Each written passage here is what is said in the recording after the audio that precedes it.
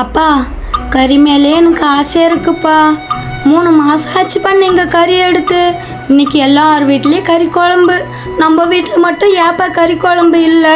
நீங்கள் கறியே எடுக்கிறதில்ல ஏப்பா?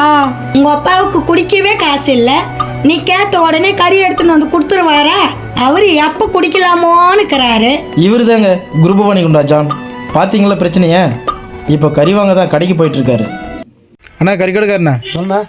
கறி 1 கிலோ வேணுண்ணா. எவ்வளோங்கண்ணா? 1 கிலோ. சரி தரேண்ணா. அண்ணா இந்தாங்கண்ணா காசு. அண்ணா 200 தான் கொடுத்துக்கிறேன், இன்னும் 300. கிலோ 500 ரூபாயா?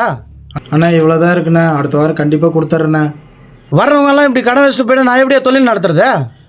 அண்ணா பிள்ளைங்க ஆசைப்பட்டுட்டாங்கண்ணா, கண்டிப்பாக அடுத்த வாரம் கொடுத்துட்றேன். 3 மாதம் ஆச்சுண்ணா கறி எடுத்து, கண்டிப்பாக அடுத்த வாரம் தரேண்ணா. ஓ பிள்ளைங்க வேறு ஆசைப்பட்டாங்கண்ணா தான் அப்படி கறி. அந்தாண்ணா சரிங்கண்ணா. அடுத்த வாரம் என்ன ஞாபகமாக கொடுக்கணும். சரிங்கண்ணா, ரொம்ப நன்றிண்ணா, ரொம்ப நன்றிண்ணா. நான் எப்படி தொழில் நடத்துறது? சரிண்ணா கண்டிப்பாக தரேண்ணா. சரி வரேண்ணே. கறி வாங்கிட்டு வீட்டுக்கு நடந்து வர்ற வழியில் கால் தவறி சில்பாயி கீழே விழுந்துட்டுறாரு.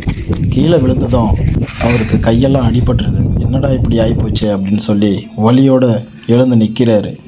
என்ன இப்போ பண்ணுறது அப்படின்னு சொல்லி தெரியாமல் ரொம்பவே தவிக்கிறாரு. அதுக்கப்புறமா கறியை பார்க்குறாரு. கறியெல்லாம் கீழே விழுந்துருச்சு. கறியெல்லாம் மண்ணு ஆயிடுச்சு. இப்போ கறி கடைக்காரன் வேறு கடன் கொடுக்க மாட்டான். மறுபடியும் நம்ம கடைக்கு போயிட்டு கறி எப்படி வாங்குறதுன்னு சொல்லி யோசிக்கிறான்.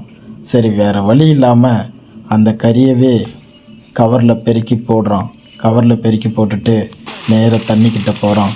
தண்ணிக்கிட்ட போயிட்டு அந்த கறியெல்லாம் அழைச்சி எடுக்கிறான். எடுத்துட்டு அவன் வீட்டுக்கு வரான். இனிமே தான் கதை ஆரம்பம். ஐ அப்பா வந்துருச்சு.